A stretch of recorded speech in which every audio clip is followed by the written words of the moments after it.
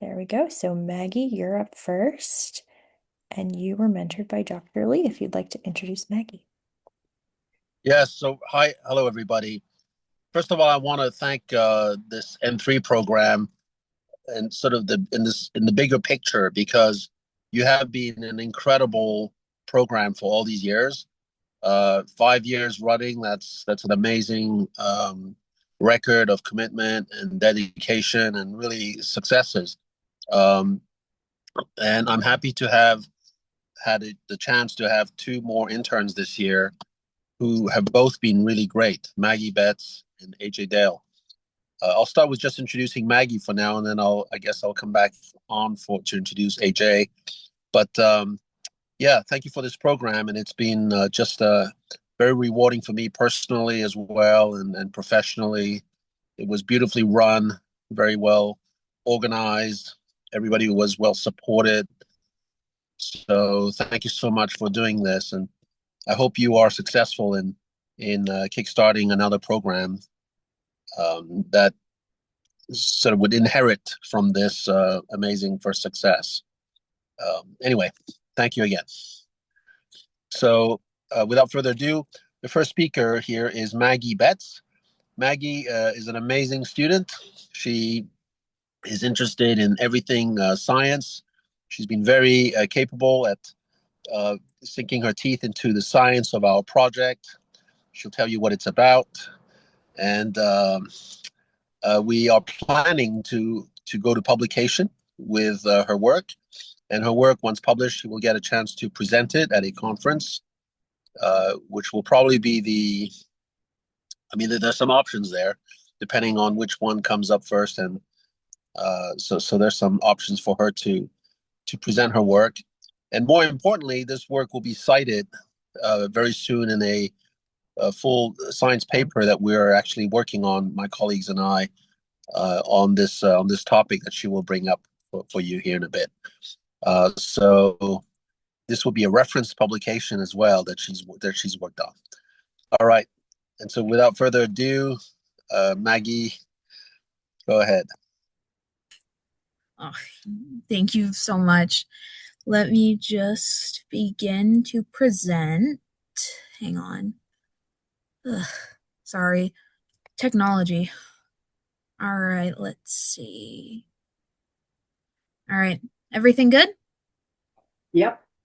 Yes. All righty then. So, my presentation, if you couldn't tell already, is on Noctis volcano volume loss. So, to start off, what is the Noctis volcano? In 2024, scientists, including Dr. Lee himself, were studying a glacier remnant near the western mouth of the Valles Marineris Canyon, which you can see over here. They realized they were in a giant volcano remnant, and its collapse formed the canyons of the eastern Noctis labyrinthus. So you can kind of see the diameter of the volcano here, and it's just a very recent discovery. And so to understand Noctis, you kind of have to understand its geography. So Noctis volcano is located on the Tharsis Rise, which is an area of the planet raised by a magma plume. Tharsis is home to three giant volcanoes known as the Tharsis Montes, along with the tallest volcano in the solar system, Olympus Mons, to the northwest of that region. This area has a lot of geologic history and has been of interest to scientists for a long time. So this was just kind of a natural conclusion, a natural evolution to this. Let's see. So the question is, Noctis volcano doesn't look like the other volcanoes on Mars due to a loss of a lot of water ice while it was active. So the question is, how much of Noctis volcano was lost? So my job was to look at imagery and data from the Mars Reconnaissance Orbiter and the Mars Global Surveyor satellites using ACT Mars Quick Map to figure out the Noctis volcano loss. So this is what we know about Noctis volcano. It has a diameter of 450 kilometers. Its summit is approximately 9 kilometers, with its base elevation at 6.1 kilometers. The caldera's elevation is about 6.4 kilometers, And what we know about Noctis then, it was a shield volcano with a lot of water ice, versus what it is now, major collapse due to ice loss. So the problem is there's no easy way to measure the volume. We don't know what Noctis looked like before it experienced collapse. We can make assumption about what it looks like, conic in shape, it was a shield volcano, but we don't actually know its exact properties. So my initial approach was to create 16 sectors or slices of similar areas to take the heights of each volume to calculate the total volume loss. However, there was an issue with this. Noctis collapse isn't even. The measuring height of each slice could work if each slice had an even volume loss. However, due to the way Noctis collapse, the slices have uneven volume loss, and so my averages would be a flawed estimate of a volume loss for a given slice. And so we came up with a different plan, the new approach. So despite the original idea having issues, the idea of slices and taking numbers from them was a good start. So now I took 12 slices with 5 concentric rings 45 kilometers wide. For each cell, I made a visual estimate of the percentage of Noctis that survived. And so here are the estimated percentages of each slice, numbered from 1 through 12 in areas A, B, C, D, and E. So as you can see, I took each of these numbers and gave it a rough estimate to the nearest 10% to map out my data. And so to figure out the original volume, I used the formula of the volume of a cone, which is pi r squared times the height divided by 3. So using that formula, the Noctis estimated original volume is approximately 153,000 kilometers cubed. And so dividing the estimated volume into 12 slices, the average slice volume would be approximately 1,000 kilometers cubed. We then estimate the volume of each cell from the original volcano surface to its base.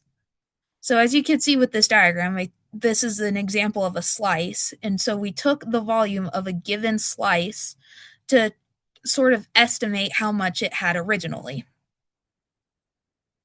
And so this is kind of the before and after.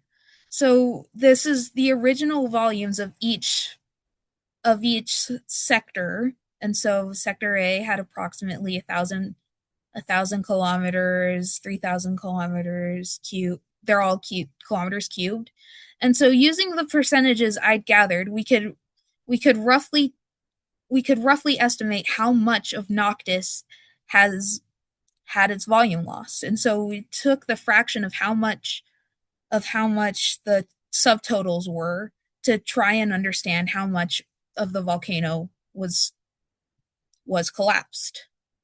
And so the original volume was approximately 153,000 kilometers cubed, with its remaining volume only being 50,000 kilometers cubed.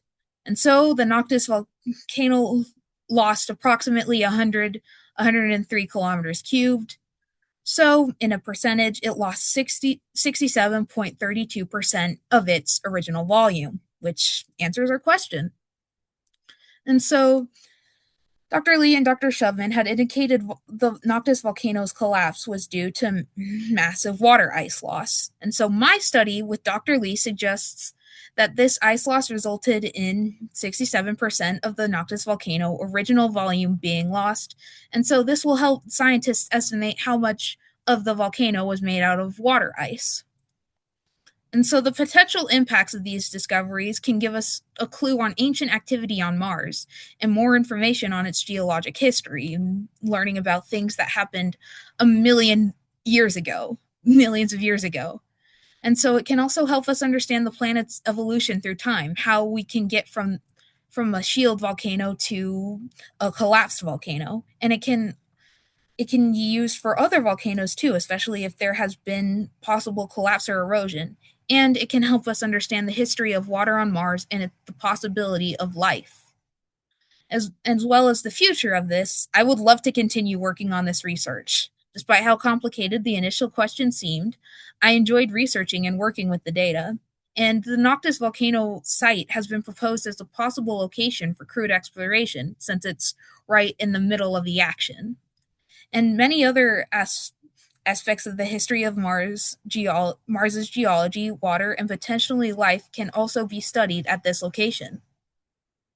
And I just want to say thank you to Dr. Lynn Kaminsky and Dr. Arista and Dr. Pascal Lee for having me on and just giving me this wonderful opportunity, as well as my family who has supported me a lot throughout this internship and just supported me a lot through my life as well. Any questions? I realize you would be hearing me. Yeah.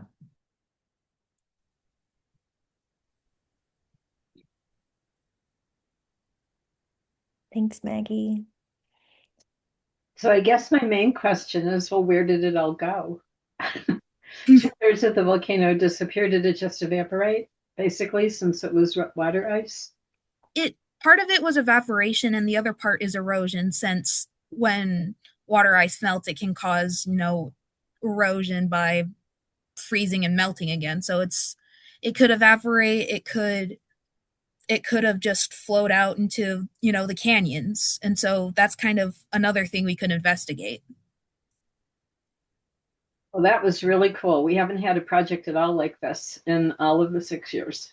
So Thank you. very original, really great work. We're super proud of you. Thank you. I forget to turn my video back on. Yeah. Okay. Any other questions for Maggie? We have a kudos from Dr. Sikowski. I like your research approach.